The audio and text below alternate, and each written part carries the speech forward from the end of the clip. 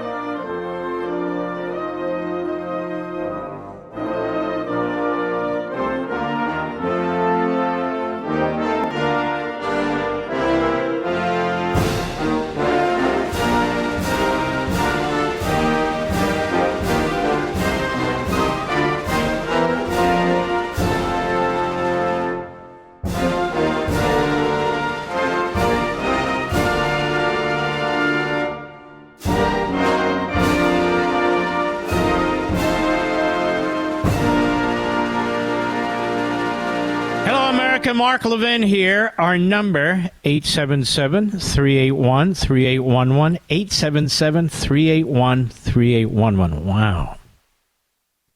So much going on.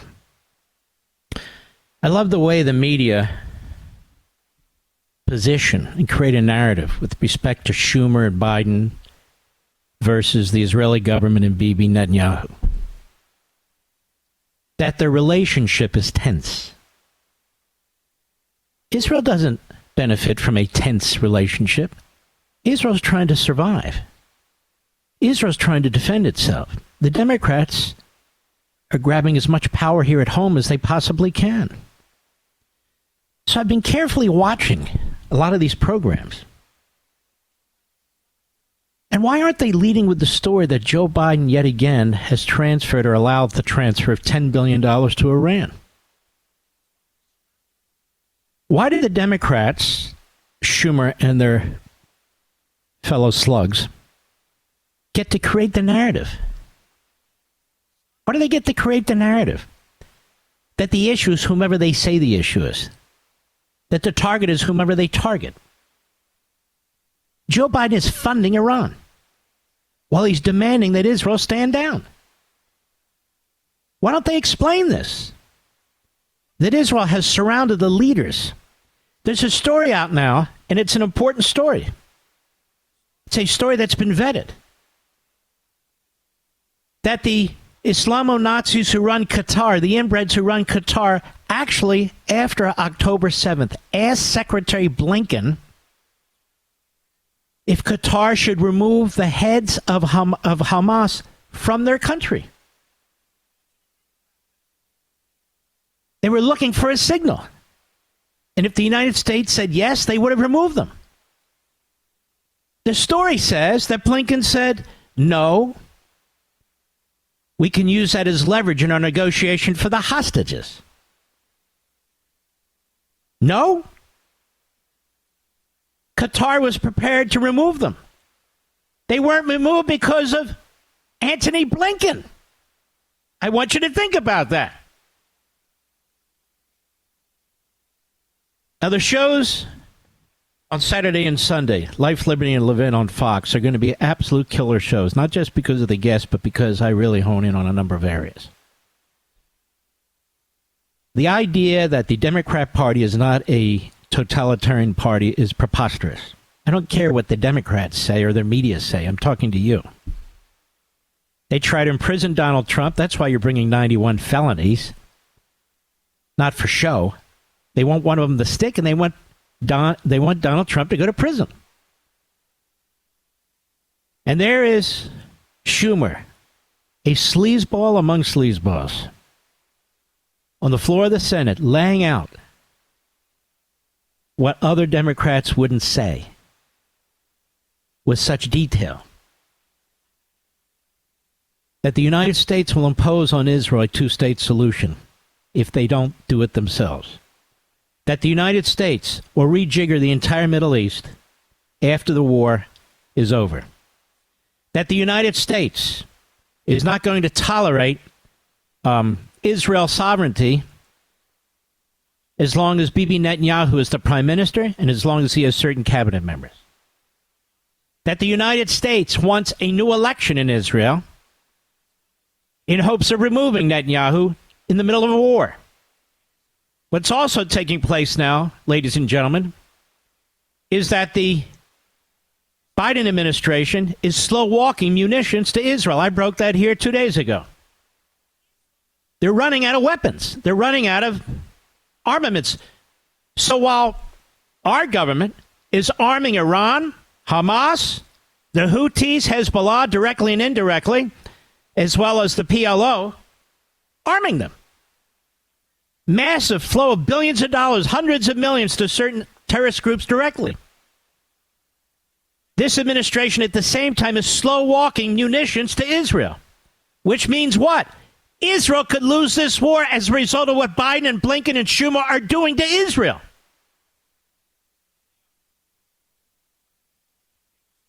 And I'm going to demonstrate yet again this weekend that the numbers they're using handed to them by Hamas are bogus, but they know they're bogus and they're using them anyway because the Democrat Party is now out of the closet.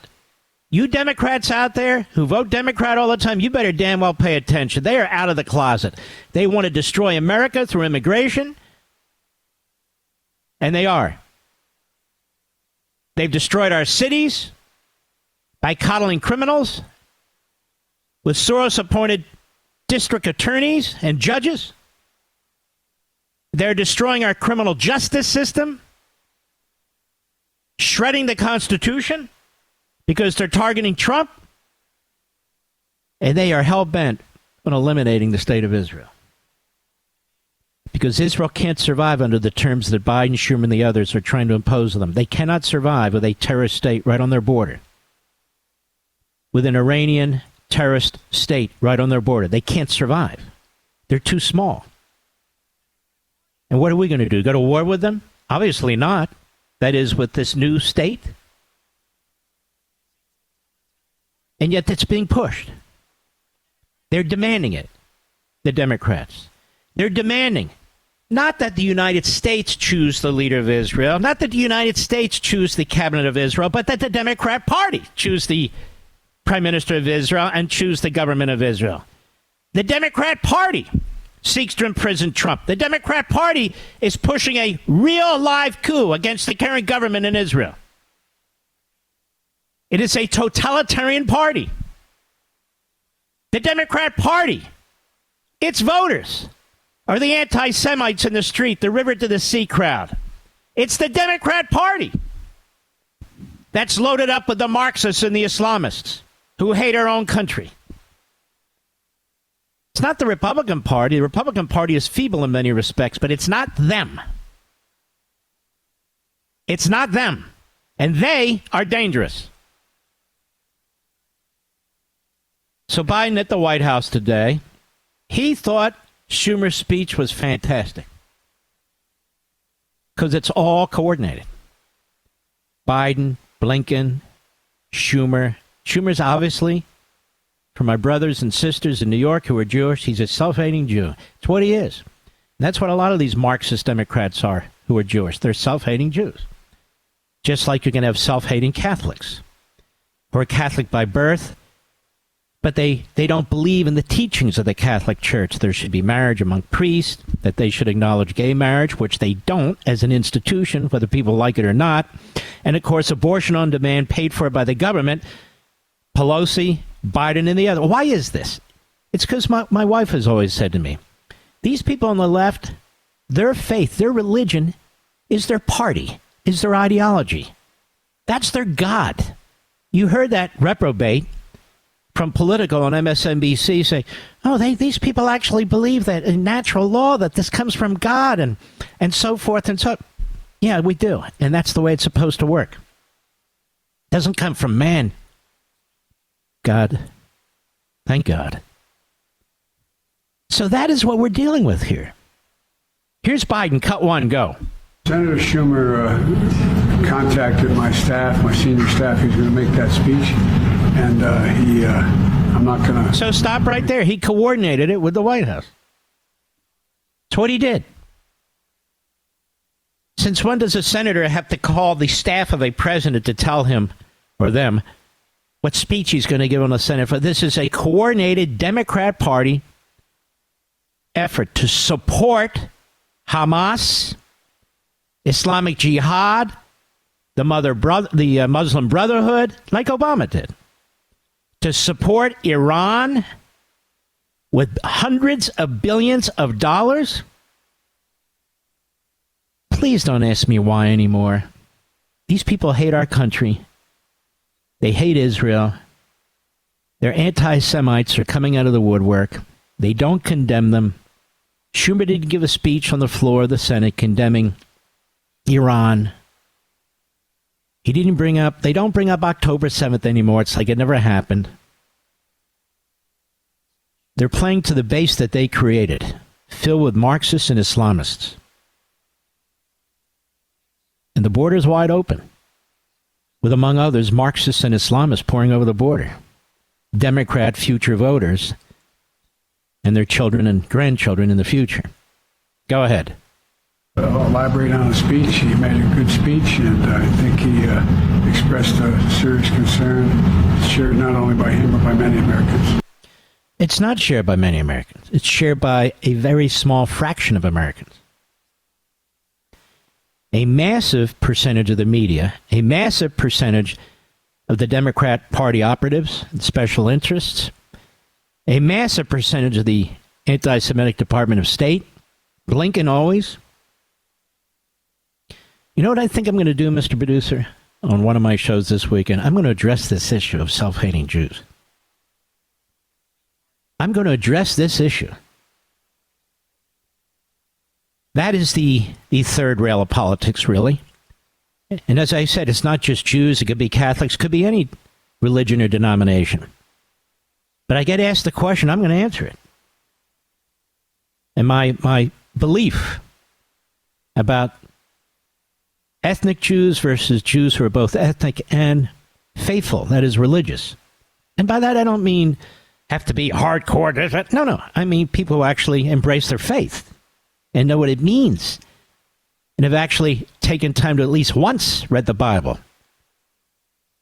Not people who go through the motions, like a Bernie Sanders. Bernie Sanders has read anything and everything the communists can put out. I guarantee you he's read nothing about his own faith, certainly nothing serious. I will take that on. Anyway, I'll be right back. Mark Levin.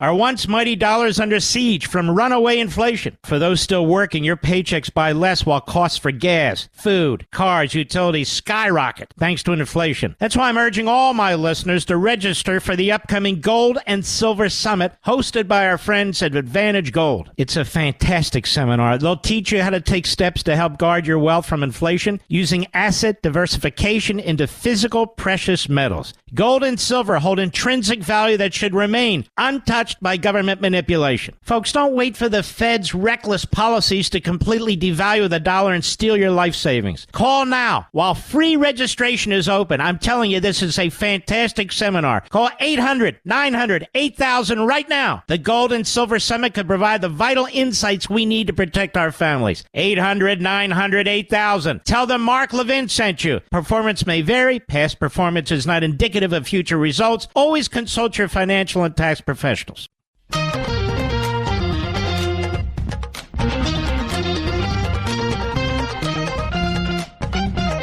So who is it exactly that's acting in a way that is really reprehensible?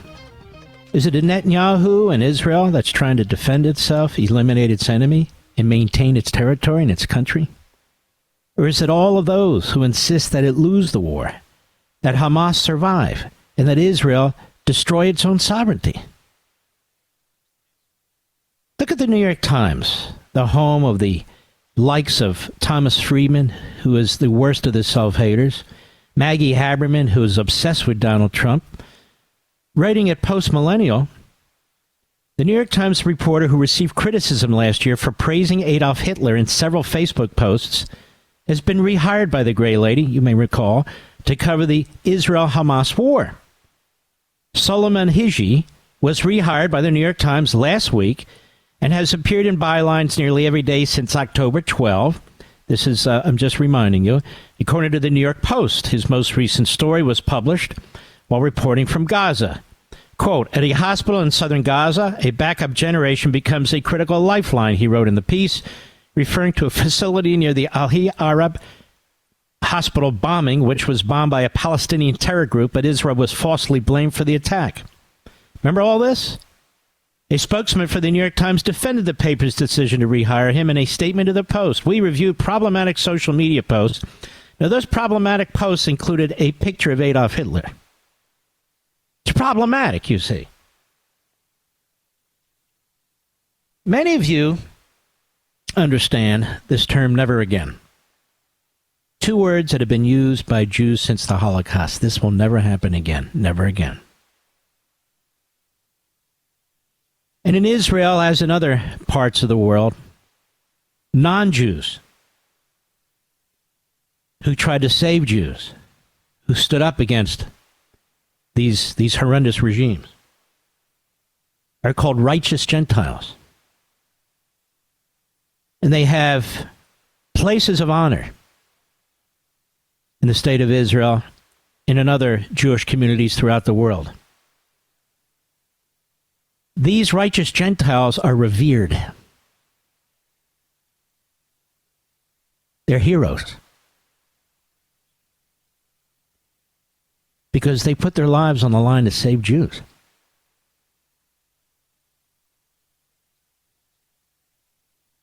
Absolutely,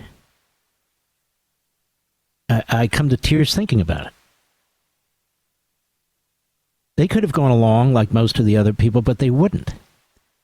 Many of them were slaughtered.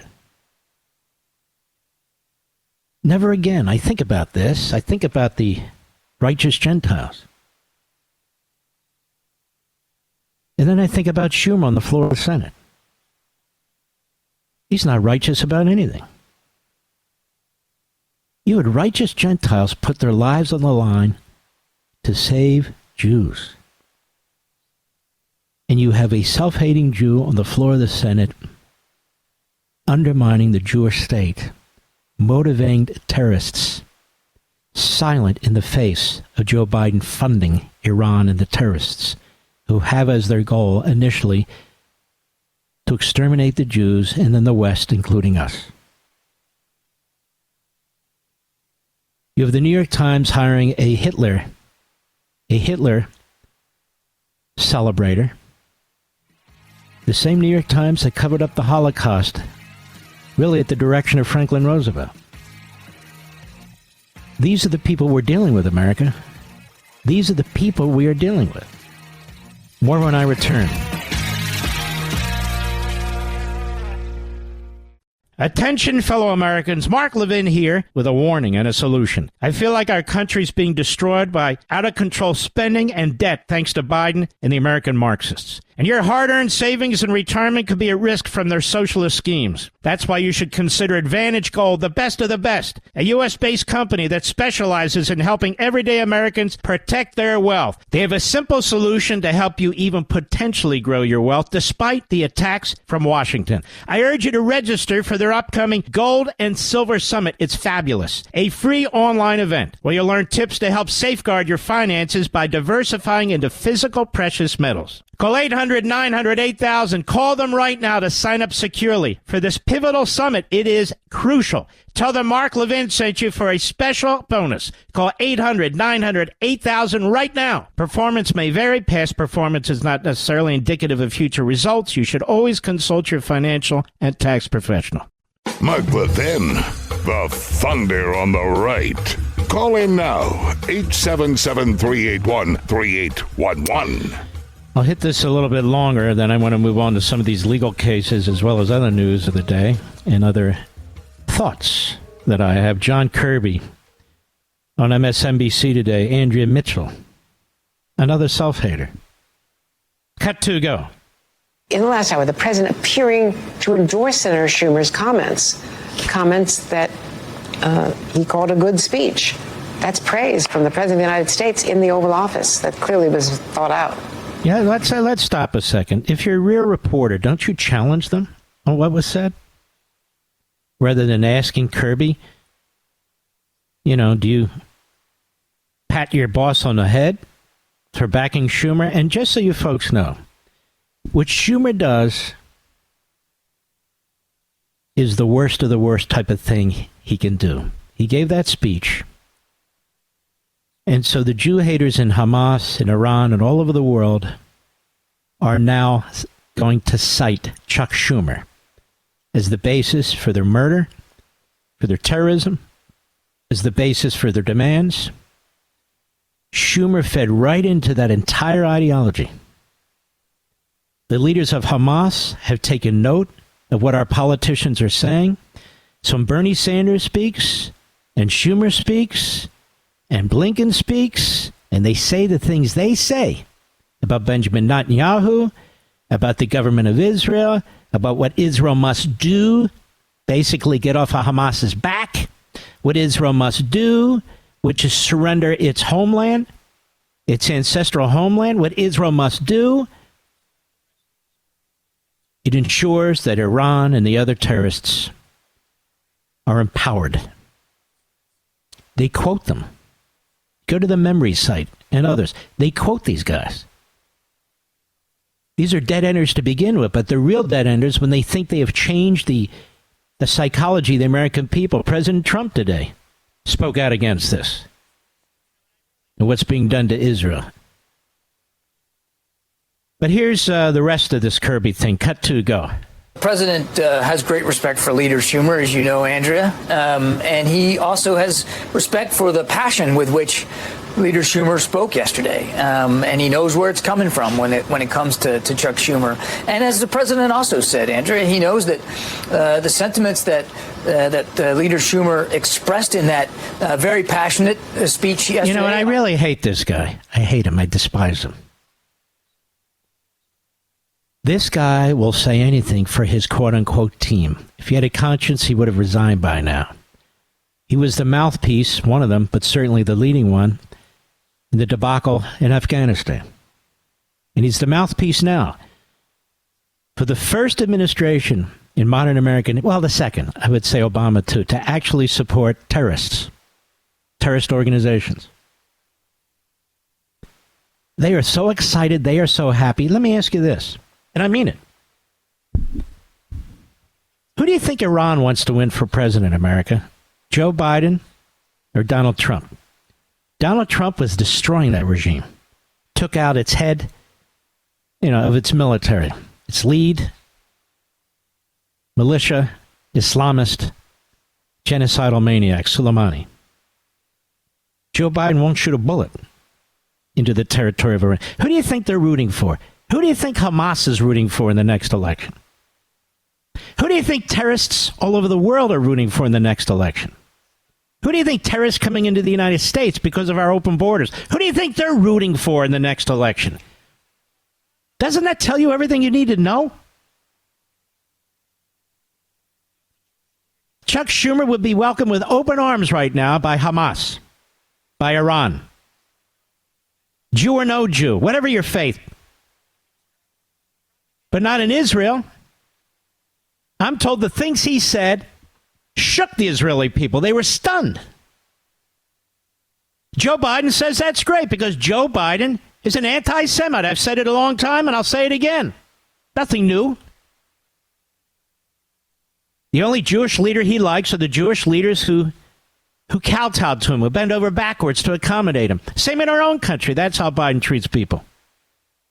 But here's Kirby. Propagandist. He respects Schumer. Okay. But coming from Schumer, you see, this is very important for Biden because he thinks it gives him cover, gives him nothing. Nothing. You have lowlives like Richard Haas, counsel on foreign relations, constantly trashing Trump, which is why the Morning Joe brings him on. That's all they bring on. They only bring on guests who are going to hate on Netanyahu, hate on Trump, and defend Hamas. And when will the Morning Schmo and their team stop defending terrorism? Because that's the choice now, folks. There's nothing ambiguous about it. You're either on the side of good or evil. And this guy Haas says every choice Israel's made beginning on October 7th has been wrong. You know, Netanyahu's a scum. He needs to go. This clown, this fraud, this phony, part of the ruling class's entire career is a pathetic joke. But they bring him on, not because he's smart, not because he's right, not even because he knows what he's talking about. He says the right things that they want him to say. He's a puppet. Richard Haas. Here's Jackie Heinrich, one of the few real reporters at the White House. Extremely impressive. Listen to this. Cut 5, go. John, you guys are issuing this warning to Iran 2 days after renewing a waiver that unlocked $10 billion in frozen funds. Don't you think Iran is paying more attention to the actions of this administration than the words? Can't speak for the mullahs or what they're paying attention to or not. You see what I mean? This guy's an ass.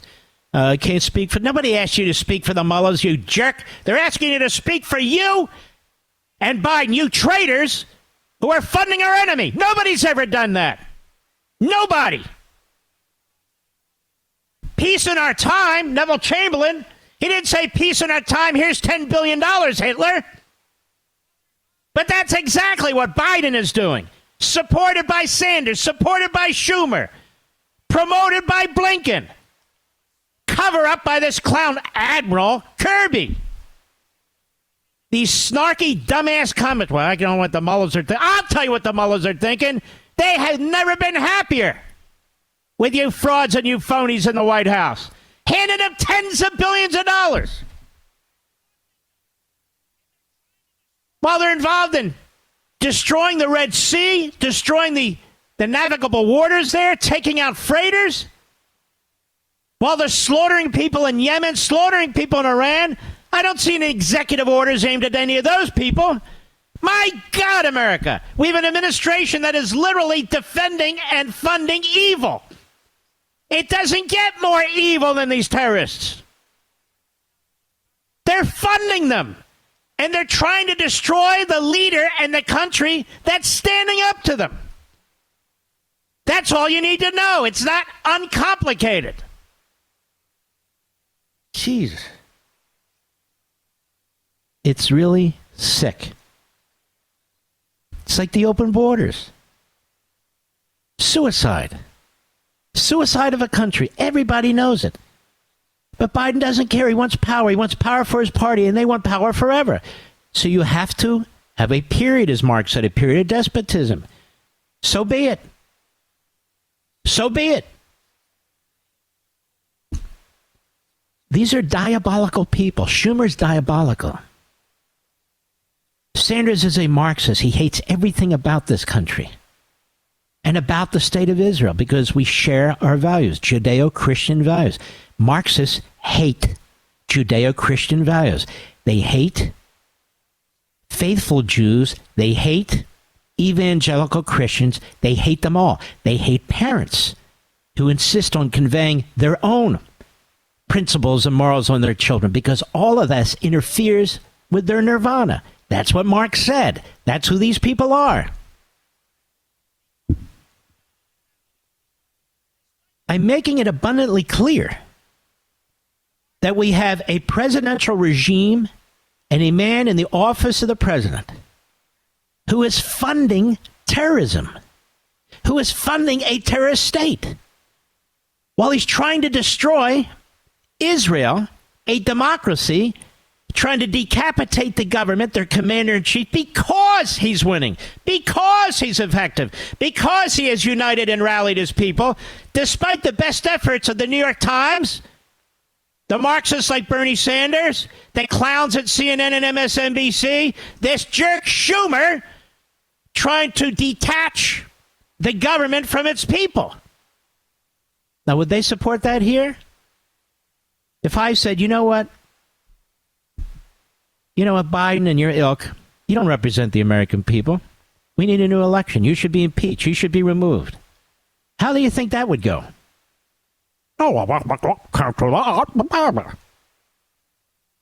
I'll be right back. Mark Levin.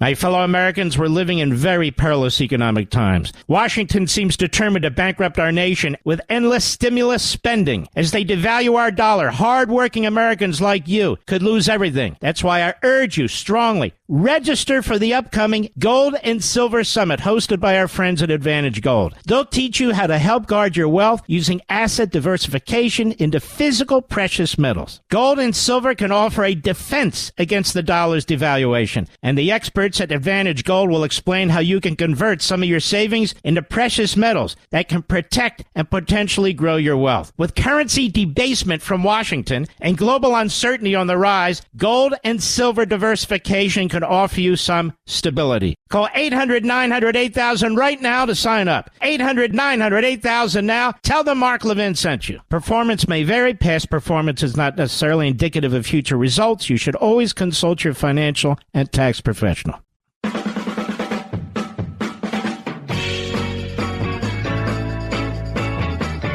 We're going to get into some of these cases because I need to break them down in ways that are different and practical.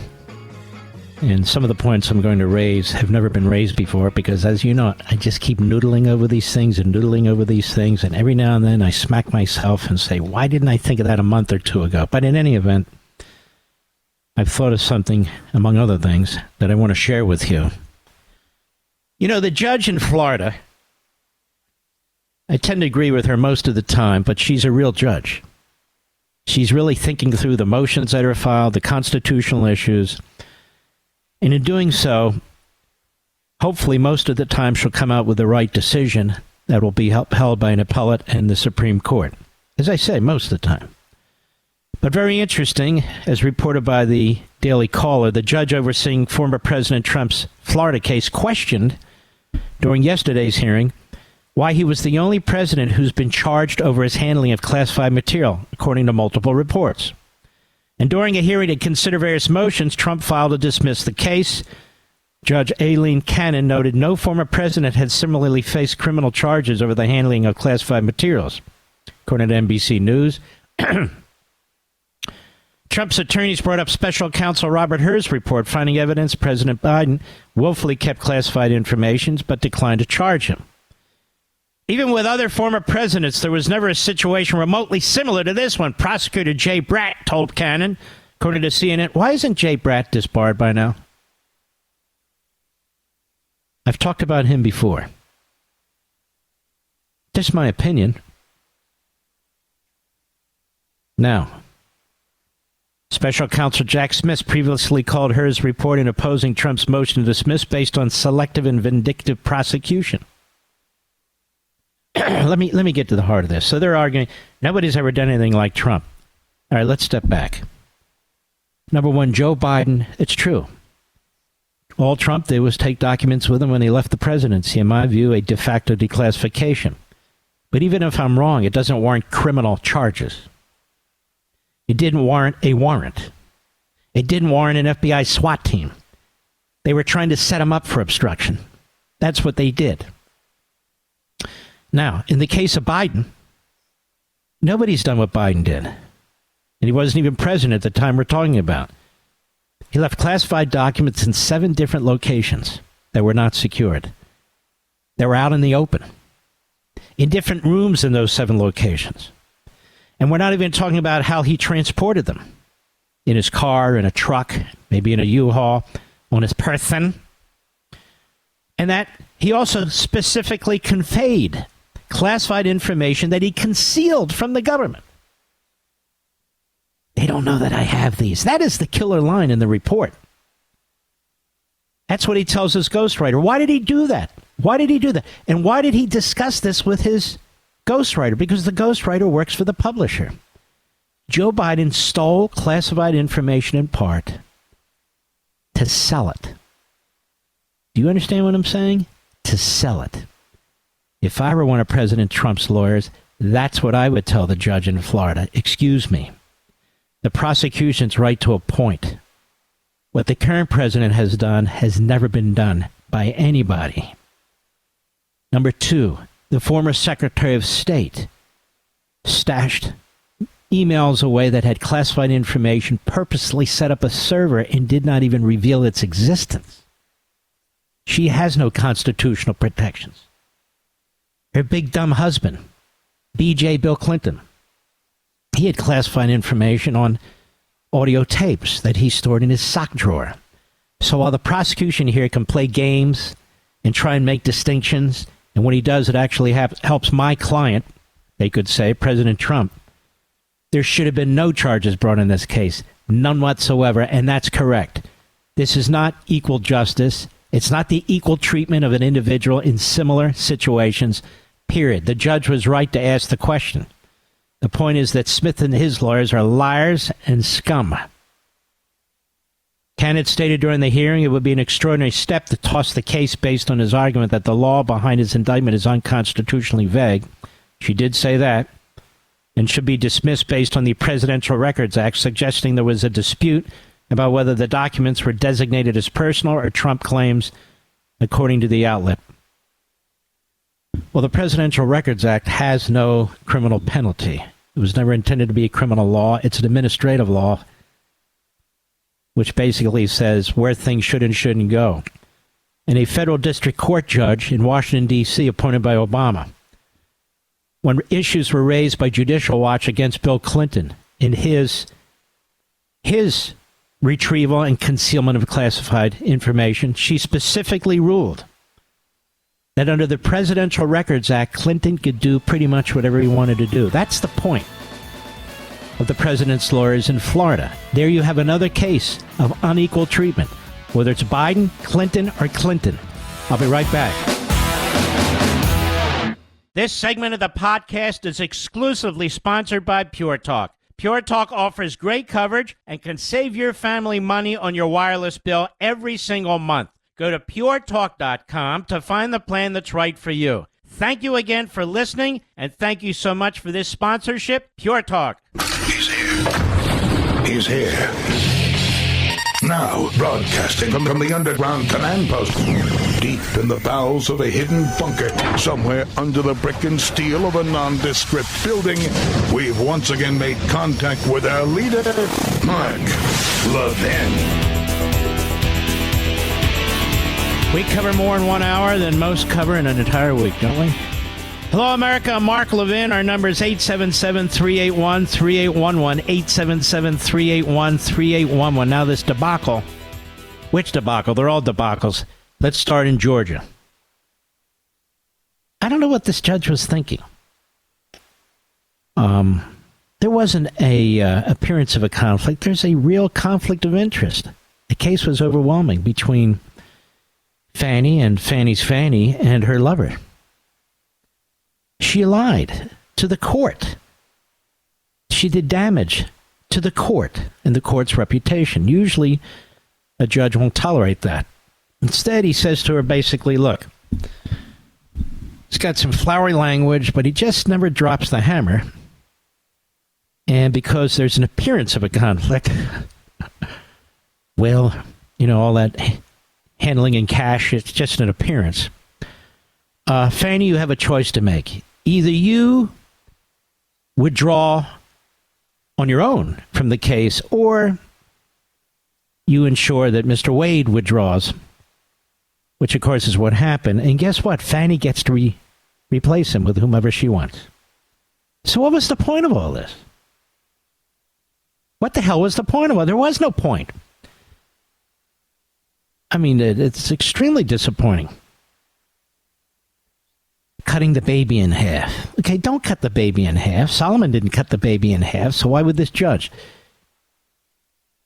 But here's the problem, folks. It's well beyond this particular judge. Well, I thought was earnestly trying to do the right thing, but turns out he's earnestly trying to do nothing. This is the problem. The radical judges, like the ones in Washington, D.C., who are working with the prosecution, trying to put Trump in prison and the rest of them. Those judges who aren't Biden or Obama judges, who are not so much radical, but believe they're trying to toe the right line here, they don't want to be seen as killing any of these cases. This is my great fear. Even though an honest interpretation of the constitutional law would compel it, they don't want to be seen as killing any of these cases. They don't want to come under the attacks. They don't want their legacies tarnished. So like this immunity argument in front of the Supreme Court that's coming up, post-presidential immunity, makes absolute sense. But because on MSNBC and CNN and even some of our friends have this ass backwards and are not looking at the consequences, if in fact the government should win that argument, which would be a disaster for every president going forward, including Biden, as they retire. Judges who oppose this don't want to be viewed as the judge or judges or justices who are killing these cases. And also, personally, they know that they will come under vicious, vicious character assassination if they do the right thing. This is why they've made a career of trying to destroy Clarence Thomas. And they're now making a career of trying to destroy Sam Alito. And Neil Gorsuch is not far behind. You don't hear them talk about Sotomayor, Egan, Jackson, and the rest of the reprobates in any negative way, do you? No.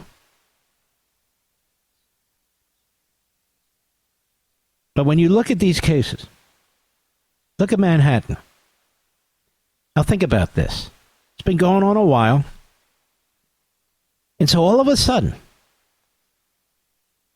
with a little over a week before the actual trial begins, all the activities that take place as you build up to a trial, all of a sudden, the U.S. Attorney's Office under Biden says, oh, we have 31,000 pages of documents that you, Mr. DA, might be interested in. What? It's a document dump right before the trial. Oh, and by the way, yes, we may have more next week. What? Months and months and months and months and months to review this? Which is why it's laughable when they say that the defense team will, 30 days is enough, 5 months is enough. Here you have the entirety of the federal government and all their resources. Now, the key witness, so-called, in the Manhattan case is Michael Cohen. Now, before you go to trial, the prosecution, that is the government, is compelled to share information with the defense, particularly information that might be exculpatory or helpful in some way to the defense. They're not allowed to conceal it. So my suspicion is, and that's all it is because this stinks to high heaven, is that some of that information that's exculpatory and beyond, even though you don't really need exculpatory information here because Trump didn't do anything, is harmful to the prosecutions. So yes, the DA says, well, another 30 days before trial's fine by us. Trump's lawyers say, no, are you kidding? We need 90 days to go through all this. Problem is, of course, they have one of these radical Democrat elected judges who hate Trump and love Biden. But here's what I wanted to tell you. I've been thinking about this, and I fleshed it out in my own brain. Unfortunately, we do not have an attorney general who actually believes in justice. Instead, we have effectively a mob lawyer attorney general, the mob being the Biden regime. These local DAs are trying to use local statutes and turn them into felonies. That is, federal campaign finance law in the case of Bragg, federal RICO statute in the case of Fannie and her Fannie. They're trying to use a hook of federal law to create state felonies and also, in some respects, pursue federal felonies. And in so doing, are not only interfering with the election, but they are interpreting and applying federal law, which is way outside their jurisdiction. And the federal government used to jealously protect the federal jurisdiction from DAs and their ilk. So I got to thinking,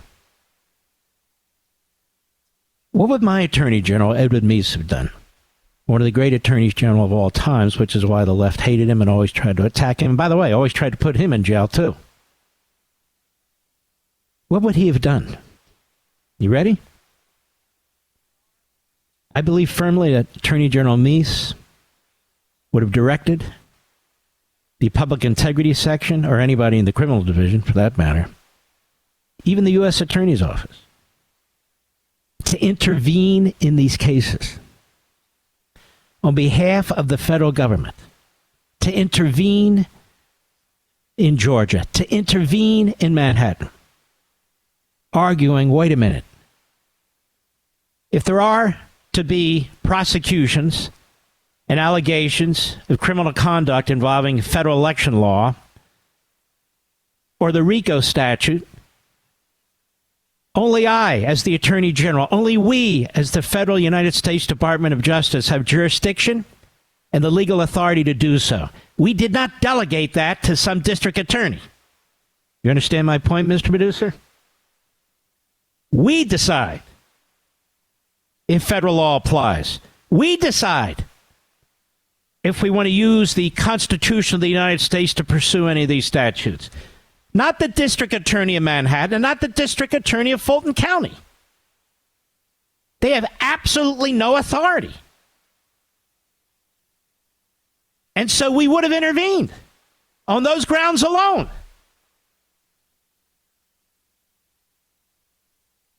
But not Merrick Garland. He wants this to take place. He's encouraged these things to take place. That's what I'm explaining here. That in fact, they're destroying over 200 years of federalism, over 200 years of justice in the justice system. Local district attorneys do not have the authority to quote-unquote enforce federal statutes, to interpret federal statutes, to ensnare a presidential candidate or a former president in their application of state law. They have no such authority, because then the whole system will collapse. And one day it's going to, and one day soon, because it already has begun, because of these tactics. And now we have judges who are going to be afraid of upholding the Constitution on the immunity issue. They're going to be afraid of upholding the Constitution on the equal protection grounds when you have multiple cases of people violating the Espionage Act who do not have a constitutional argument to make, and then you have Donald Trump, who not only has a strong constitutional argument to make, but didn't do anything like Joe Biden. And of course, they have to prove, that was really Trump's purpose, was to violate the law. We know that from Comey, who said the gross negligence standard doesn't work when it comes to the Espionage Act. So the Espionage Act has never been used this way.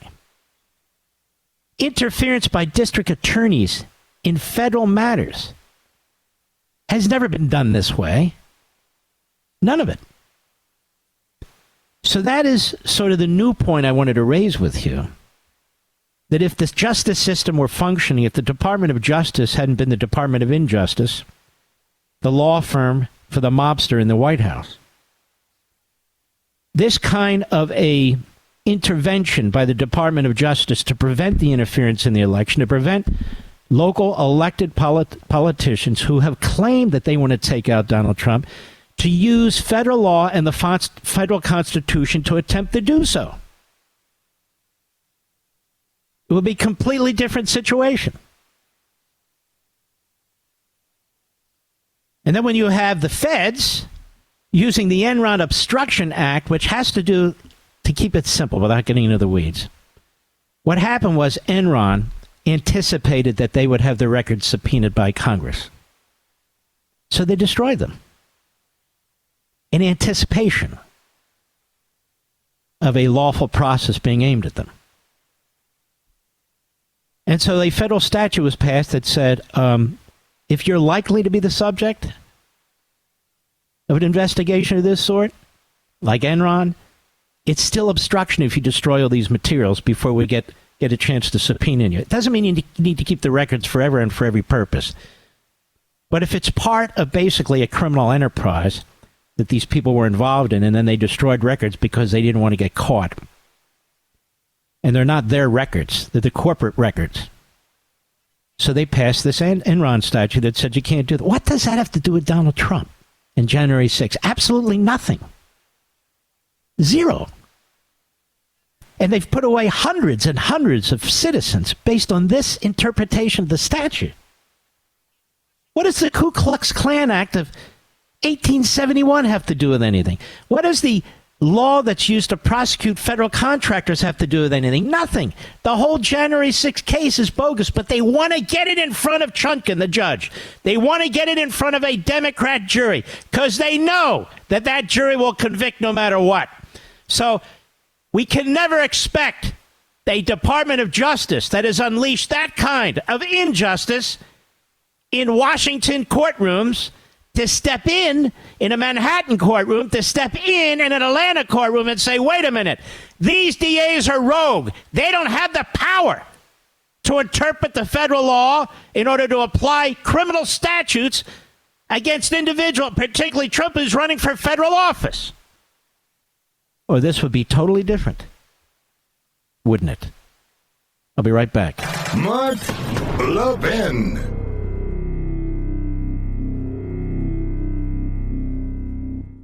Pure Talk believes in American values and that free should mean exactly that, free. Switch to Pure Talk today and get a free Samsung 5G smartphone. No 4-line requirement, no activation fees, just a Samsung that's built to last with a rugged screen, quick charging battery, and top-tier data security. Qualifying plans start at just $35 a month for unlimited talk, text, 15 gigs of data, and mobile hotspot. Pure Talk will connect you to the most dependable 5G network in America for half the price of Verizon, AT&T, or T-Mobile. The average family saves almost $1,000 a year. So let Pure Talk's expert U.S. customer service team help you make the switch today. Just go to puretalk.com/Levin, Levin, and claim your eligibility for your free brand new Samsung 5G smartphone and start saving on wireless today. Again, go to puretalk.com/Levin to switch to my cell phone company, Pure Talk. Let me ask you a question. Don't read anything into it, America, or Mr. Producer. Don't get nervous. When should somebody retire from radio, Mr. Producer? Never? Rich has been with me a long time. Good man. Should I retire from radio? I'm just thinking out loud. Got some people who go full-time podcast. Some people who bifurcate the two. That's what we do. But some people have a fresh podcast. You know, ours is the radio program. I really love our affiliates. Well, all but one or two, but I do. But people tell me, they're trying to encourage me, do a podcast. You don't even have to deal with any of that. But I said, but what if I want to deal with that? I also see that a lot of podcasters want to be on radio. Have you noticed that, Mr. Producer? In fact, every podcaster I've known always wants to be on radio. And every radio guy I know always wants to have a podcast. But, you know, when you get to the point that I'm at, plus you're on TV with a top-rated television show, plus you're on Blaze, which I very much enjoy and helped founded the company. There's a lot of decisions out there. If you want to go full bore one way, full bore another way. I'm not, please don't read anything into it. I'm just telling you what's in my head. Sometimes I just express it to you because, you know, the great thing about you folks in this audience, we really are united. We really are one. We don't care what our faith is, our race is. We don't care what sex you are. I don't care if you're gay or straight. I don't care. As long as we share the basic human principles that this nation was founded on, and those Judeo-Christian principles that have made it possible to have such a great country, and most of all, the word liberty. Liberty. But I've been starting to wonder. Now, I'm not going through, what is it, 7 year, what, I don't remember what they call it. Oh, the middle age thing or whatever. No, I'm not. Midlife crisis. I'm not going through any crisis. In fact, I'm so blessed with so many opportunities, so many platforms. It really is remarkable. And that's thanks to you and due to you. But sometimes, I'm just being honest with you, while taking a drive and wondering to myself, all right, you're writing books. You're on digital. You're on AM and FM. You're on satellite. You're all over the internet, YouTube, you know, live streaming, Mark Levin app, iHeartRadio app. It does cross my mind. Would you folks miss me? Would you miss me, Mr. Producer? I'll be right back. Pure Talk believes in American values and that free should mean exactly that, free. Switch to Pure Talk today and get a free Samsung 5G smartphone. No 4-line requirement, no activation fees, just a Samsung that's built to last with a rugged screen, quick charging battery, and top-tier data security. Qualifying plans start at just $35 a month for unlimited talk, text, 15 gigs of data, and mobile hotspot. Pure Talk will connect you to the most dependable 5G network in America for half the price of Verizon, AT&T, or T-Mobile. The average family saves almost $1,000 a year. So let Pure Talk's expert U.S. customer service team help you make the switch today. Just go to puretalk.com/Levin, Levin, and claim your eligibility for your free brand new Samsung 5G smartphone and start saving on wireless today. Again, go to puretalk.com/Levin to switch to my cell phone company, Pure Talk. This is the nation's town hall meeting, and you can join in at 877-381-3811. By the way, in the final hour of the program tonight, I want to get heavy into this immigration stuff in Haiti and how Governor DeSantis is responding to this. It's just, anyway, how many hundreds of billions of dollars have been poured into that country? At least hundreds of millions, if not several billion. A lot. It's been the focused effort of administrations, Republican and Democrats. But I want you to look closely at Haiti. That could easily be America in 20, 30, 40, 50 years. If you're going to destroy the institutions of the civil society, if you're going to turn the law into a weapon against justice, if you're going to try and imprison your political opponents, if the only legitimate government is the government that you support, if you're going to monitor your citizens, if you're going to eavesdrop on their churches and synagogues, if you are going to threaten and intimidate parents who are doing nothing more than trying to protect their children, if you're going to censor news, news, then everything breaks down. There is a little bit of Haiti going on in America. Look at the lawlessness. It's not about race. This is just about the lawlessness. And lawlessness is committed by people of all stripes. Look at it. It's spreading everywhere. And in many cases, local law enforcement, they have their hands tied, thanks to George Soros prosecutors and the Democrat Party. You see, The horrors that come with the collapse of the civil society, the horrors that come with the collapse of an economy, you can see in the streets. Lawless, absolute lawlessness, people being hung, burned alive, and so forth. But into the void steps the tyrants. The tyrants who control everything, including you, and make decisions about what kind of country this will be. Never a good one. This is the mindset of the Marxists. This is the mindset of the fascists. When you listen to Tlaib and AOC, when you listen to Sanders, this basically is what they're advocating. The destruction of the most civil society on the face of the earth. And as I've told you many times before, the great paradox, the great difficulty is how you embrace freedom, but prevent it from being used and destroyed itself. That is, that people use freedom to destroy freedom, your freedom. That's pretty horrendous, but it's true. And so I want to get into this immigration thing in the third hour. Now, there's a nice little new website. As far as I know, it's relatively new, the Daily Fetched. DF. The Daily Fetched. House may refer January 6 committee members for prosecution for destroying evidence. Now, this is something we've been urging on the program with Congressman Loudermilk. Congressman Loudermilk will be on my Saturday Life, Liberty, and Levin program. We have great guests. I mean, these are people who are exclusive to our program of the weekend who get 10, 12, 14, sometimes discussion about real things. This is something that does need to be done. House Oversight Committee Chairman Representative Barry Loudermilk said the January 6 committee members may be referred to the DOJ for criminal prosecution after reports they hid and destroyed crucial evidence. Now, he said this on this program when I asked him.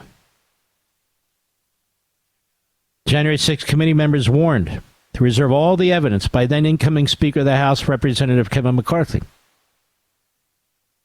But they destroyed it. A week before the Republicans took over the House, they destroyed the information. They destroyed it. And so there need to be answers. Cheney repeatedly told skeptics of the committee's investigation to visit the government publishing office website. I mean, she did this with me. Go check out our report. Well, she needs to be under oath, and she needs to be questioned. She was the kingpin, if you will, of this whole operation, but the others do too. Schiff, Jamie Raskin, the other reprobates. You don't get to destroy information so the next Congress can't see it. That really is outrageous. But that's exactly what they did. And so he'll be on the program, as well. Guess who else is on the program on Saturday? Jesse Waters. Now, here's the thing about my interviews. They're a lot of fun and they're substantive, and you're going to learn about Jesse and hear from Jesse in ways you never did before, because he's got a great book coming out. He really does. But I don't do book interviews. I do interviews that involve the books, but really delve into the person, delve into their thinking processes. I do book interviews differently. And then we get to the point of why did you write it? What exactly was your theme here? And so forth. I don't have other people just write a bunch of talking points for me or get these press releases and that sort of thing. So we do interviews a little bit differently. And you'll see that. And on Sunday's show, we have Jim Trusty, as I mentioned before.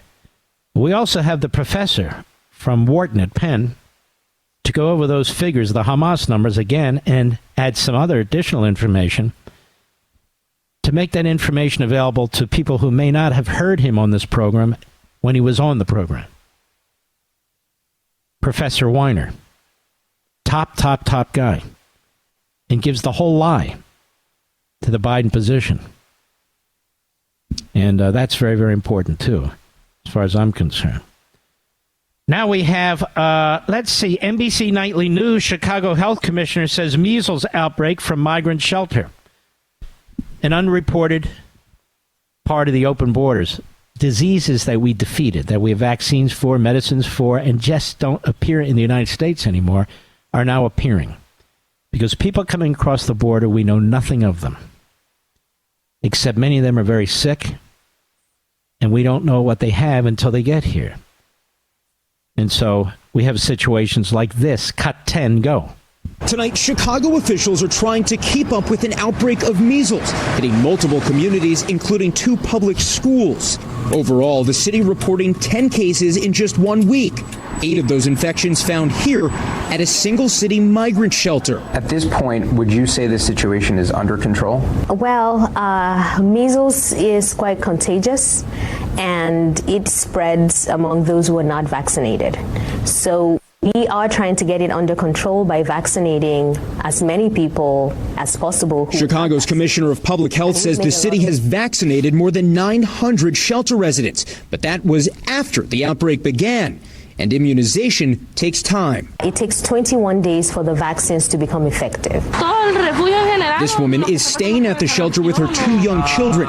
She agreed to speak with us if we concealed her identity. The conditions are awful, she told us. There's more than 300 people in one area. We're all crammed together. The city says it's trying to create more space, moving families with vulnerable pregnant women and children less than a year old. You notice Biden hasn't visited any of these shelters. Have you noticed that? And if he did, they clear him out anyway. Measles spreads like wildfire. Like wildfire. So do other diseases. Communicable diseases, that's what they're called. Look how they're destroying our country. No, not the migrants, Biden and the Democrats. Look how they're destroying America, our healthcare system. I'm serious. Our public welfare system, law enforcement, our streets, our communities. We've got Venezuela gangs in this country. MS-13 is expanding in this country. The communist Chinese and their fentanyl. I mean, this is all man-made. That is, it's Biden-made.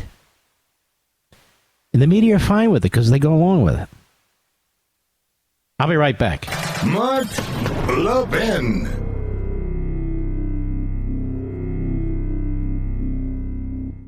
Pure Talk believes in American values and that free should mean exactly that, free. Switch to Pure Talk today and get a free Samsung 5G smartphone. No 4-line requirement, no activation fees, just a Samsung that's built to last with a rugged screen, quick charging battery, and top-tier data security. Qualifying plans start at just $35 a month for unlimited talk, text, 15 gigs of data, and mobile hotspot. Pure Talk will connect you to the most dependable 5G network in America for half the price of Verizon, AT&T, or T-Mobile. The average family saves almost $1,000 a year. So let Pure Talk's expert U.S. customer service team help you make the switch today. Just go to puretalk.com/Levin, Levin, and claim your eligibility for your free brand new Samsung 5G smartphone and start saving on wireless today. Again, go to puretalk.com/Levin to switch to my cell phone company, Pure Talk. I want to give a heads up to Biden, Schumer, Sanders, and all the Hamas lovers out there. I've got a few books left of me, and one day I'm going to write a book about them. One day I'm going to write a book about the terrorist-loving Democrat Party, the terrorist-loving media.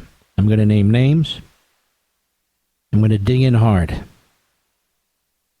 The terrorist-loving Schumer, Sanders, the terrorist-loving Blinken, Friedman, Biden, all of them. All of them. I will make sure that 1,000 years from now, that whoever survives what is coming, and who knows if anybody will, with Iran getting nukes thanks to Biden and all the rest, that forevermore, as long as mankind exists, that they know who these people are. That they not only destroyed or sought to destroy one country, the United States of America, they sought to destroy 2, the state of Israel. And I'm telling you now, with the position that Biden, Schumer, Blinken, and the others are taking, They're now slow-walking munitions to Israel while supplying hundreds of billions of dollars at this point to Iran and the terrorist regimes. You really do have to wonder how long this can go on. And I want people to know that those holy sites in the Middle East, they will be destroyed.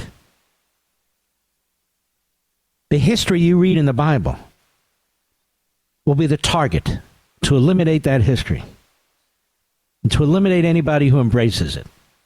This is the ideology. This is the Islamist ideology that is never discussed in the news, never discussed by our political leaders, ever. Ever. The Schumer speech will go down not just in history, but ancient history, as a speech in support of the genocide of the Jews. It would be as if a senator rose on the floor of the Senate while Hitler was working his way through Europe, exterminating Jews and others. And a senator would get up, stand up, and attack those who are trying to defeat the Nazis. Complain about them doing too much harm to citizens. That will be Schumer's fate. It is sealed forever. It's indelible. There's not a damn thing you can do about it. And it'll be even worse. It'll be written and it'll be said, and I'll make sure that it was not only done by an American, but by an ethnic Jewish American.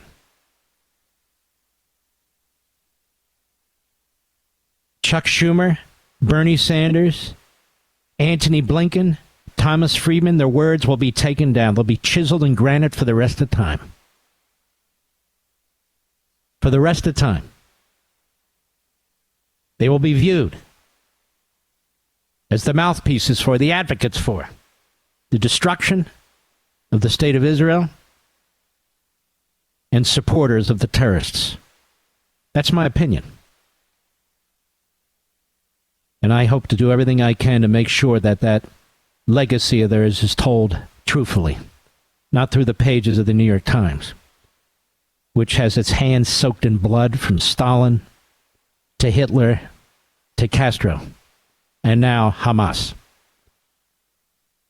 There will be the Jake Tappers and the Wolf Blitzers. They'll have to explain themselves when I'm done. There will be the various networks. There'll be almost every show on MSNBC, from the Morning Schmo right into Rachel Madcow, all of them. Their posterity will have to, yes, posterity, will have to defend them. But I will make sure the truth is told, and the written word never goes away. They can burn the books all they want. It stays forever. Sarah Arnold at Town Hall, she's quite good. Biden has only deported 0.25% of illegal Venezuelans who have entered the United States. That is 0.25%. I was very surprised that Mike Pence announced that he will not be endorsing President Trump. At this point, I would have thought that he would, for a lot of reasons. I know he's a big believer in securing the border. He's a big believer in the Christian faith and a practitioner. I know he loves the state of Israel, but they're all on fire as a result of this administration and their policies. And there's only one chance now to stop Biden, the Marxists, and the Islamists. One chance, this election. That's it. So the rest of you, we need all the help we can get. And I, for one, appreciate it. We'll be right back. He's here. He's here. Now, broadcasting from the underground command post, deep in the bowels of a hidden bunker, somewhere under the brick and steel of a nondescript building, we've once again made contact with our leader, Mark Levin. That be me, America. Welcome back. Friday, last hour. Our foot is down on the gas pedal, while everybody else is staring at the ceiling. So we're going to have a new influx of new immigrants. And they're all going to be welcomed by Joe Biden. He set up Guantanamo as a processing center. No more Ellis Island. No, we're not going to deal with that. Guantanamo Bay, given its proximity to Haiti. And this is their priority in the Biden administration, changing America's citizenship. As I've told you before, you know, the lunkheads on the left, I think it was Media Matters, one of them, people send me this stuff. Please stop sending me this stuff. But they did. Mark Levin says there could be a revolution, a regime change by immigration. I was quoting Aristotle. Imagine how he would be treated today, Aristotle. These lunkheads with an IQ of 17 and a half. And I added on the F just to help them out. Mark, he said, can you believe this? Can you believe it? He said there can be a change in society, a regime change, a revolution through immigration policy. First of all, it's obvious. Second of all, I didn't independently come up with that idea. I wish I did, but it was Aristotle, one of the greatest thinkers in human existence. I'm sorry, it's not George Soros or Jamie Raskin. But anyway, that's exactly what's happening, isn't it? That was the part of the collapse of Athens, definitely part of the collapse of Rome. And it is the collapse right now of the United States of America. So when you have Mike Pence say, no, I'm not going to vote for either of them, that's a cop-out. Look, I'm not going to criticize him. I'm just saying, to me, it's a cop-out that you either take one side or the other at this point. And the country's dying, and it was not dying under Trump. And I would remind our friend Mike, you were his vice president right to the end. It upset you what took place at the end. But you were his vice president throughout all the rest, so you must have embraced all the rest. Otherwise, I don't believe you would have stayed there, would you? But our friend Ron DeSantis is standing up to this.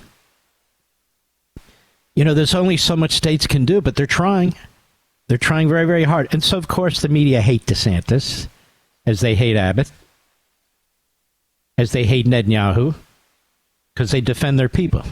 Can't do that. So here he is, about the border, and about him using, you know, personnel in Florida to try and secure it. The problem is, it is a long, long border that is with the Atlantic Ocean and the Gulf. And this is where the people are going to come, and he has stationed additional human assets, as we call them, in Key West, Florida, a great town. Because they're going to head there. They're going to head to mostly to the east coast of Florida, even our local community here. The police department has said that there's going to be more resources and more personnel working overtime, keeping an eye on the on our shoreline here. It's incredible. There's not a part of the country that's unaffected by this.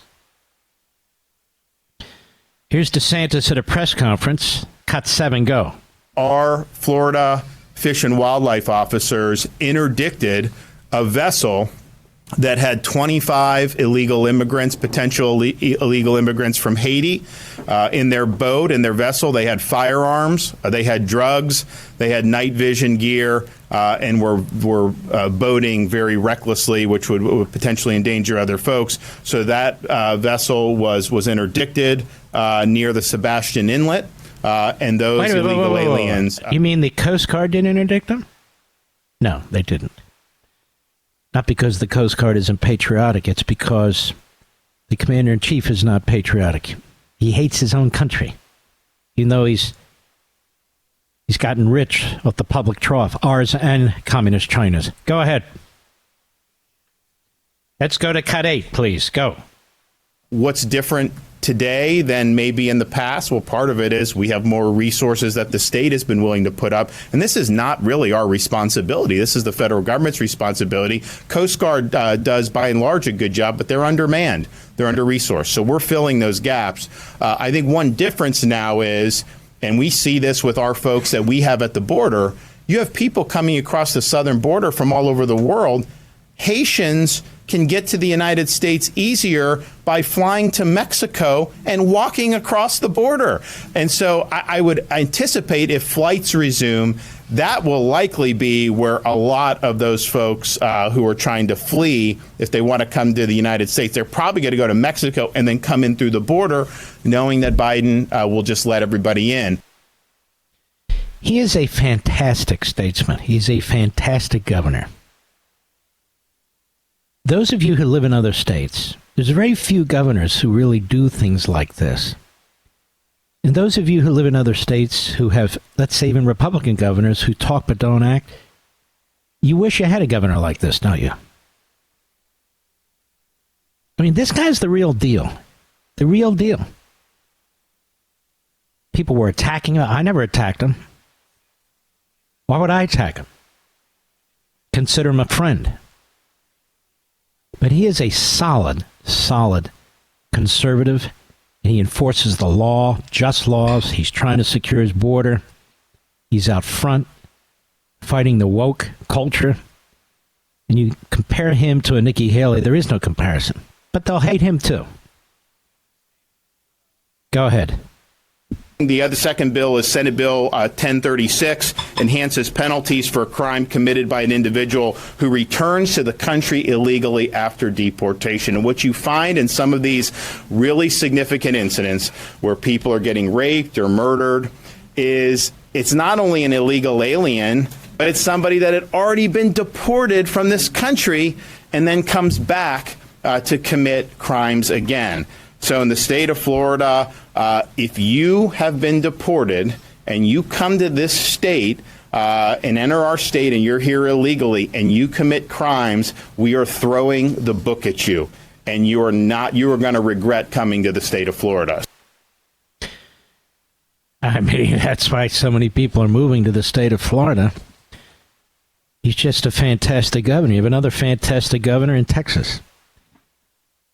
You know, I'm not going to reveal the name because it's an old friend. But somebody contacted me, whose name you would know, but I'm not going to mention it. And there's Abbott. He's fighting the battle on the border. He's going into the courts. He's fighting all the way to the Supreme Court. This individual wanted to come on my program to trash Abbott for failing to make what he thought would be a very, very important argument to the Supreme Court. Can you believe that, Mr. Producer? I said, absolutely not. I'm not going to lend my platform to you to do that. And so you have to really be careful in a position like I have, because these are friends. I had another friend who contacted me about a week or 10 days after the Islamo-Nazis attacked the Israelis. And Joe Biden was giving his speeches and sounding pretty good. And this friend wrote a piece about how great Joe Biden has been. And I'm sitting there thinking, do you not know who Joe Biden is? He's a complete whore, a political whore, a political chameleon. Nothing he says will matter. He wanted to come on the program to disagree with me, to defend Biden. I said, no, you go somewhere else with that. I said it politely. I'm waiting for an email or a comment to remind me about how wrong that individual was. No. You don't need to come on my show to give aid and comfort to people who hate our country and people who are just dead wrong. They can go somewhere else for that. I'll be right back. Mark Levin.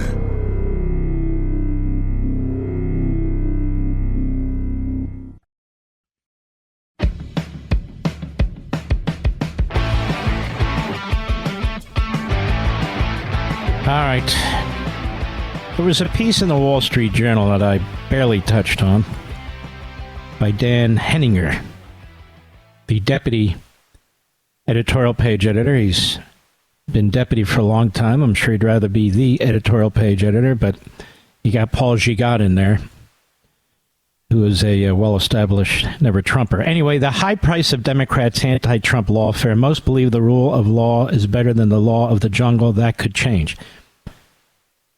And this certainly does overlap with what I've been talking about both here and elsewhere. I don't think it could change. I think it is fundamentally changed. And here's the reason why. Obama, both Obamas, Joe Biden, and others, radical Marxist leftists, they talk about fundamentally transforming America. They didn't make up that phrase. That is a Marxist phrase. And they know that you don't know it, but now you do know it. Fundamentally transforming America. Fundamental transformation.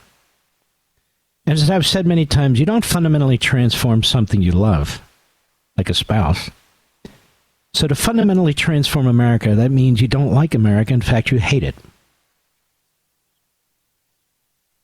They attack our history. They attack everything about the country. In other words, they attack you and your ancestors. I don't care who you are or who your ancestors are. It is a broad brush, and they want to bring down the society. That's what they do. So we're not at a point where I would say to Mr. Henninger that they may, most believe the rule of law is better than the rule of law. That could change. It's not, most people believe it has changed. And it has to change. Here's my point. If you want to fundamentally transform America, the law has to change to accommodate the lawless. It has to change to accommodate the tyrant.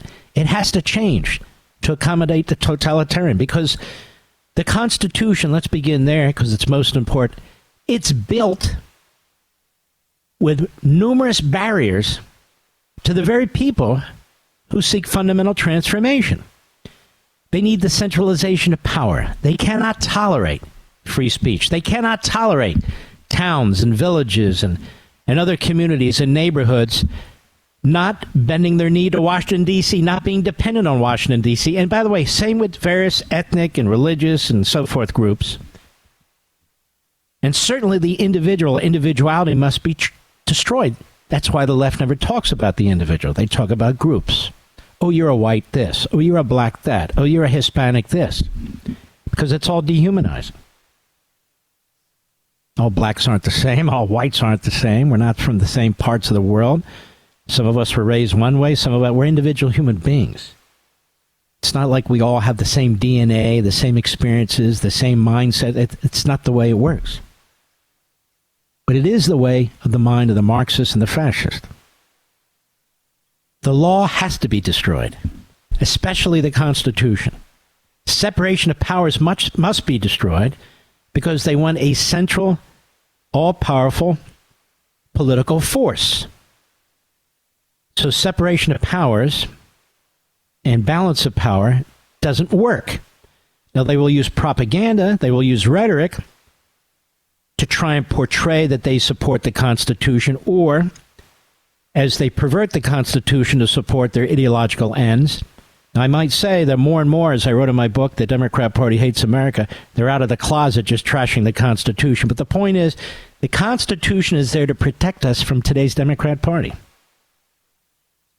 The Constitution is there to protect us from Joe Biden, from George Soros, from Chuck Schumer. The Constitution is there to protect us from people who seek power for whatever the reason. And so the Constitution is an institution, is a document with institutional support that is intended to create competition, 10th Amendment, that is, state sovereignty, state authority. That's why it's built that way.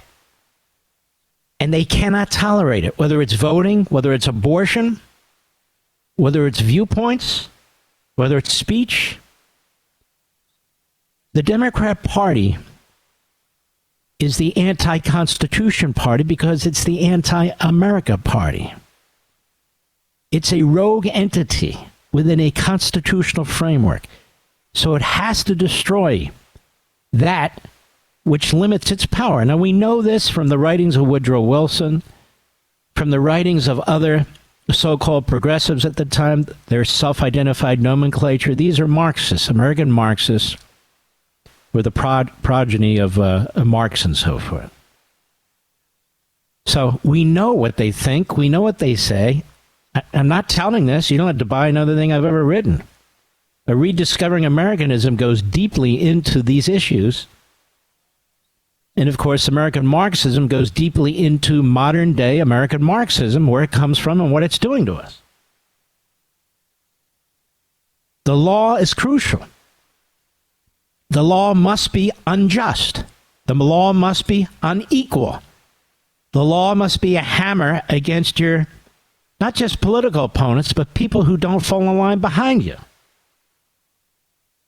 While the law must protect the lawless. That's when you know society is dying. That's when you know society is dying.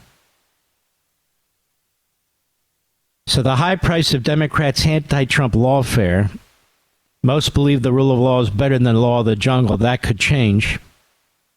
It's because the rule of law has become the law of the jungle. And it's become the plaything of the tyrants and the totalitarians. It's become the plaything of the Democrat Party. Why do you think they hate Clarence Thomas and Sam Alito and Neil Gorsuch? Because these are the three most solid constitutionalists on the court, so they must be destroyed. Why do you think they keep talking about packing the court to intimidate it? Why do you think Chuck Schumer stood in front of the Supreme Court and smeared two justices by name to threaten them? Why do you think the Democrat Party militia, with their Bull Connor bullhorns, were marching in front of the private homes of justices, the constitutionalists, yelling at the top of their lungs, keeping their children awake, and scaring the hell out of the justices? They're all Democrats. The river to the sea crowd, Democrats. They're all Democrats. The 2020 rioting, all Democrats. The people who were charging the Portland courthouse, Democrats. They're all going to vote Democrat. BLM, that crooked organization, they're going to vote Democrat. And, of course, the modern-day Jew-hating anti-Semites. Please don't leave Joe Biden. Come back home. Vote for Biden. Republicans aren't even seeking their vote. Democrats are begging them not to leave. I'll be right back. More logic than allowed by law. The Mark Levin Show. Call now at 877-381-3811. So the terrorist group Hamas set up a front group in the United States called the Council on American Islamic Relations, CARE. It is an appendage of the Democrat Party. You can go to its site, care.org, and see all the stuff it's up to. And again, it's a front group for Hamas. There were wiretaps placed on a meeting they held in a hotel outside the Philadelphia airport. And they were part of litigation, federal litigation. And the head of this Hamas care group gave a really horrendous speech that was caught. And still, they're tight with the White House. And so they, like Hamas, they put out these phony numbers. They say there were 3,578 complaints, Islamophobic complaints, during the last 3 months of 2023. Really? Are you going to release all the complaints? What does that mean exactly? Notice they don't say hate crimes that were committed, because according to the FBI, hate crimes against Muslims rather de minimis, and that's a good thing. We're not cheering for more, are we? But hate crimes against Jewish Americans through the roof. But you know what Biden did today? U.S. President Joe Biden condemned today what he called an ugly resurgence of Islamophobia since the October 7th start of the Israel-Gaza war. Now, this piece of crap says almost nothing about the vast, poisonous spread of anti-Semite in our country and other places by his voters, by his supporters. I mean, it's like this guy just keeps pouring it on. He issued a statement on the International Day to Combat Islamophobia, established in 2022 by the United Nations on March 15. Human rights advocates have cited a rise in Islamophobia, anti-Palestinian bias, and anti-Semitism. Oh, okay. Well, why do they throw them all together? Why? Moral equivalency? And so the numbers of the anti-Semitic attacks, the hate crimes, are kind of lost in the fray here. That's why. Council on American Islamic Relations, aka Hamas American Front Group, said it received these complaints during the last 3 months of last year, called an ongoing wave of anti-Muslim and anti-Palestinian. You know what amazes me? And I've said it before, the Islamophobia is taking place among Muslims in the Middle East. Among Muslims in the Middle East. They're killing more Muslims than anybody else. They're raping more Muslims. They are assaulting more Muslims. They're brutalizing more Muslims, particularly these regimes. There is no Islamophobia wave in the United States. We all know, we all live here. We know what's going on here. But my point is, we have a president of the United States that doesn't speak out, certainly not effectively, certainly not regularly, against the anti-Semitism in his own party. Not even in his own party. He says, we recognize the violence and hate that Muslims worldwide too often face because of their religious beliefs and the ugly resurgence of Islamophobia in the wake of the devastating war in Gaza. It's the Jews' fault. I really despise Biden. I despise him for 1,000 reasons. And anybody who says I can't bring myself to vote for Donald Trump is really, in so many ways, appalling. And I don't mean to be a personal attack. It's just appalling what's at stake here. Islamophobia has no place in our nation, says Biden. Yet Muslims in the United States frequently endure baseless fear. So you have these Jews hiding in classrooms. You have these Jews being beaten up in Brooklyn and in L.A. All these things going on. Biden doesn't say crap. And, of course, Blinken chimed in, too. It's just, it's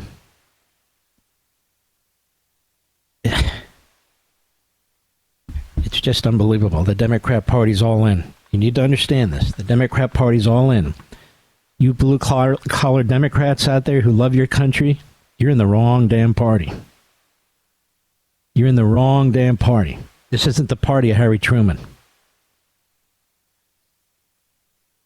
The United States was the first country to recognize Israel.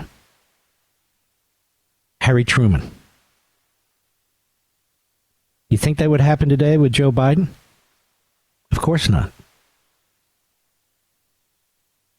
Joe Biden is promoting, indeed celebrating, all the worst, blasphemous attacks that the Jewish people have experienced for centuries, millennia.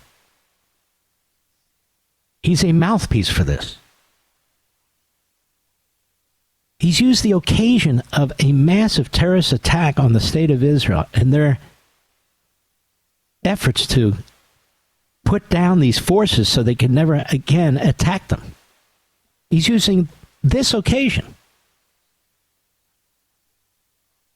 to do what he's doing. He's a sick bastard, Biden. He's a sick bastard. That's what he is.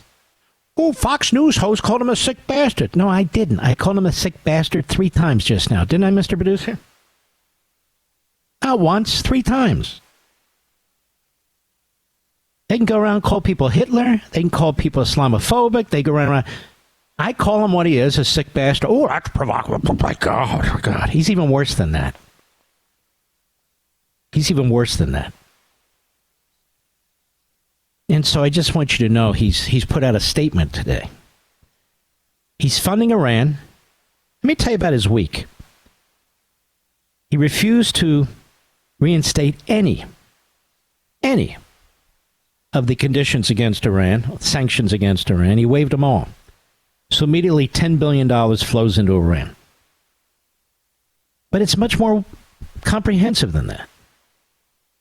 They have issued more sanctions against more Jewish citizens in Judea and Samaria from the State Department.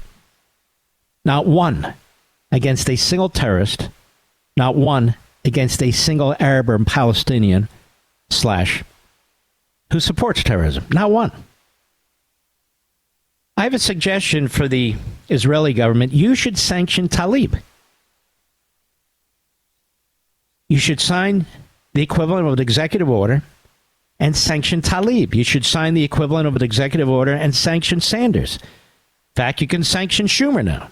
Now, they can't, of course, because they'd be very, very concerned about, retaining what little support they're now getting. But that would be akin to what Biden's doing to the state of Israel. They don't want a strong Jewish statesman leading that country. They want a Lapid. You don't even know who Lapid is. Lapid used to be a TV news guy.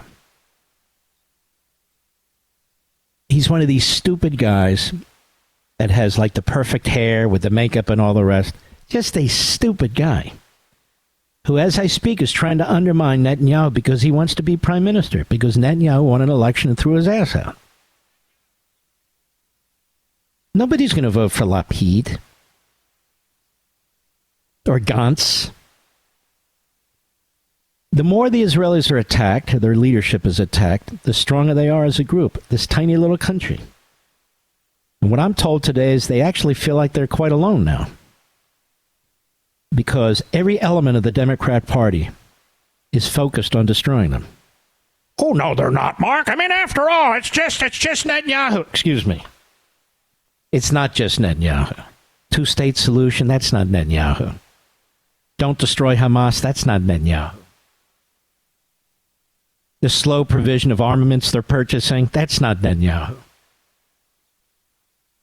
Embracing terrorist leaders like the king of Jordan. Embracing this group, CARE, which is a Hamas front group. This is not about Netanyahu. If Netanyahu were gone tomorrow, they'd be doing the same damn thing. Just that Netanyahu has the guts to stand up to them. Guts that Biden will never have. We'll be right back. Mark Levin.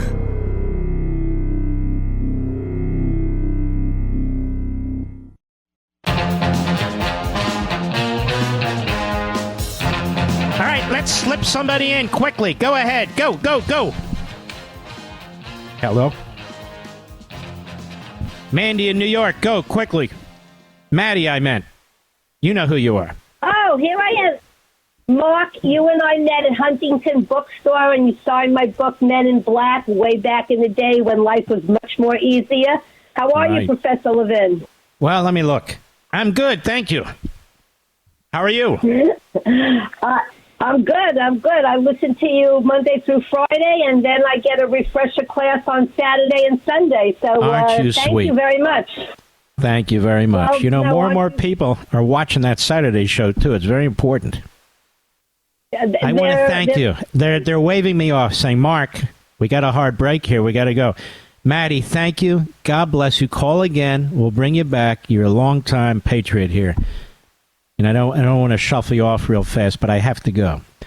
Every Friday, in honor of you, the American people, patriots, Levinites, of all backgrounds, all parts of the country, we love you. We go to America every Friday in honor of you. Here we go.